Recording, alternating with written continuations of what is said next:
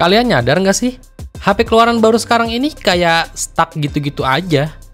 Desain boleh beda, tapi buat jeroan ya hampir sama aja. Berasa ya gitu-gitu aja sih. Desain dipoles dikit, tambahin fitur-fitur gimmick, tapi jeroan tetap dan alhasil harga dinaikin. Setuju nggak sih kalian sama statement gue barusan? Kalau kata gue nih ya, kalian nggak usah terlalu terpaku banget sama HP-HP keluaran terbaru ini. Karena HP-HP keluaran tahun lalu juga masih pada layak kok. Malah secara spesifikasi lebih mantep. Dan pastinya harganya sekarang udah terjun bebas. Kayak HP yang mau gue bahas ini nih, Poco X3 GT 5G. Dulu waktu awal pertama kali dirilis itu, HP yang satu ini tuh lumayan laku keras sih. HP yang harganya 4 jutaan pada saat itu sukses banget dilabelin sebagai HP gaming killer. Chipsetnya itu pakai Dimensity 1100 yang powerful tanpa sunat-sunat performa. Dan sekarang harganya itu cuma di 3 jutaan aja. Coba lihat HP sekarang. Ya HP 2 jutaan atau 3 jutaan palingan G99 lagi, G99 lagi. Sekarang udah setahun lebih berlalu nih. Kira-kira HP ini gimana ya nasibnya? Sekarang absen dulu ya. Siapa di sini dari kalian yang masih pakai Poco X3 GT ini? Atau sempat pernah punya Poco X3 GT ini? Kalian bisa ceritain pengalaman kalian ya di kolom komentar. Yaudah, sekarang gue mau ceritain ulang pengalaman gue pakai si Poco X3 GT ini buat di tahun 2023 ini. Yaudah, sebelumnya kita opening dulu ya.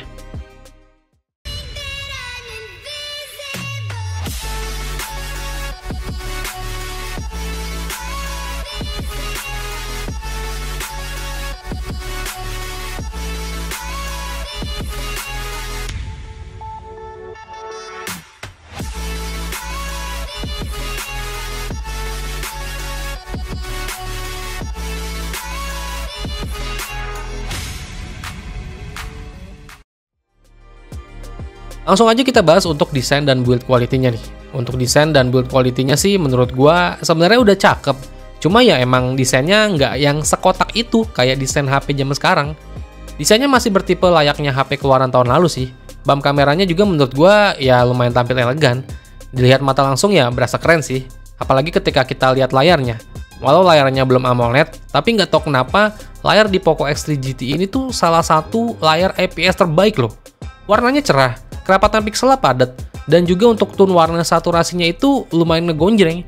Ya hampir mirip-mirip layar AMOLED lah. Padahal untuk panel layarnya ini masih IPS LCD. Refresh rate-nya sekarang udah cakep nih, di 120Hz, kayak refresh rate zaman sekarang. Dan layarnya itu juga udah dilapisi sama perlindungan Corning Gorilla Glass Victus, yang emang jauh lebih baik ketimbang Corning Gorilla Glass yang versi biasa. Poco X3 GT ini punya bentang layar di 6,7 inch dan resolusinya udah Full HD+ ya.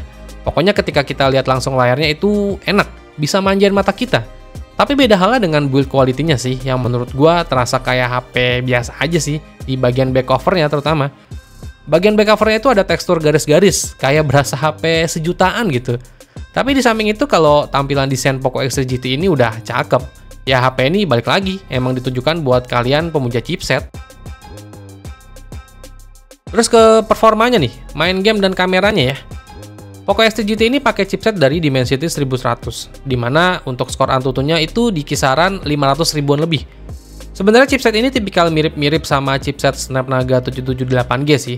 Cuman kalau menurut gua buat main game lebih buas si Dimensity 1100 ini. Dibuat main game sih udah lancar-lancar aja, hampir semua game udah bisa nyaman dimainkan. Sebagai contoh aja main Mobile Legends bisa disetting ultra, refresh rate juga ultra.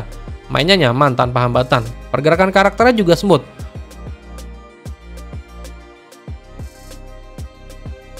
Terus main CODM bisa disetting grafik mentok kanan ya. Lagi-lagi main CODM bisa push rank enak nih tanpa kendala. Terus main PUBG Mobile bisa disetting grafik smooth ekstrim ya. Dan mainnya tanpa kendala juga nih. Dan main Genshin Impact di settingan grafik medium 60 fps ya masih enteng-enteng aja sih. Dan cooling sistemnya juga menurut gua terbaik lah. Panas yang dihasilkan juga masih dalam batas wajar.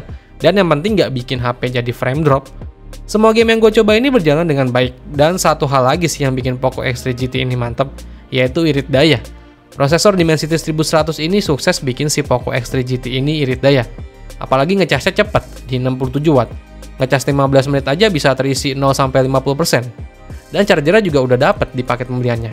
Belum lagi dual speaker Poco X3 GT juga udah cakep, ditambah NFC juga udah ada di HP ini.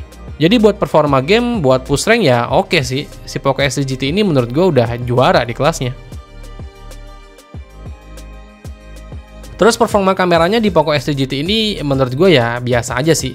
Walau resolusinya yang cukup tinggi di 64 megapiksel, tapi untuk hasilnya menurut gue juga ya cukup aja sih. Ya kayak yang gue bilang tadi, HP ini emang ditujukan buat kalian pecinta gaming yang main game ngebut jadi andalan Poco X3 GT ini. Makanya fitur dari kameranya ya agak sedikit disunat. Hasil fotonya menurut gue ya biasa aja sih, standar aja. Ya tipikal hasil foto HP 2-3 jutaan.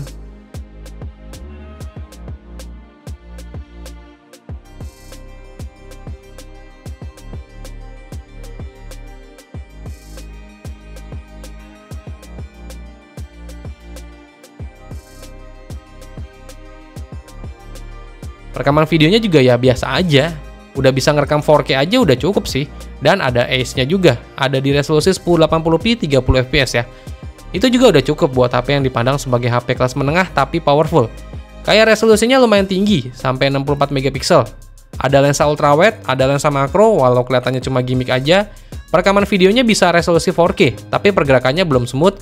Dan kalau kalian mau rekam video aman yang ada AIS-nya ya cuma di mode 1080p 30 fps. Oke, ini adalah perekaman 4K ya, di 30 fps dari Poco X3 GT. Oke, ini gua tanpa mode stabilisasi, jadi nggak ada mode stabilisasinya di 4K 30 fps nih. Jadi gue lihat sih stabil sih langsung dari handphonenya, tanpa pakai fitur stabilisasinya. Nah ini 4K, coba kita lihat ketajaman warnanya. Nih, ketajaman warna resolusi 4K. Oh, autofocusnya gue pindahin barusan nih. Tuh. Oke, jadi ini warna hijau. Ya autofocusnya di 4K kayaknya kurang ini, nggak kayak yang 1080p. Kurang cepat autofokusnya.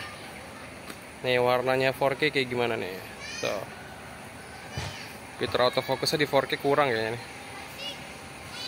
Kestabilannya gimana sama suara gue ya?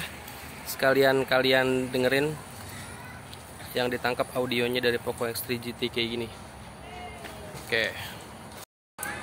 Oke, ini adalah perekaman kamera depan dari Poco X3 GT. Tapi gue lihat langsung di handphonenya, di layarnya kayaknya warnanya pucet ya kamera depannya ya.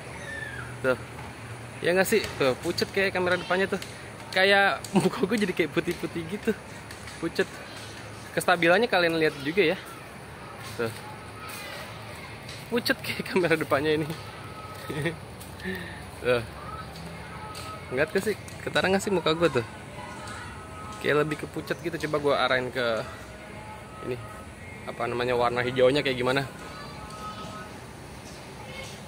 Buat vlog cocoknya nih. Kestabilan kamera depan dari Poco X3 GT. Tuh. Gue arahin ke backlight coba ya. Ini backlight di belakang. Oke.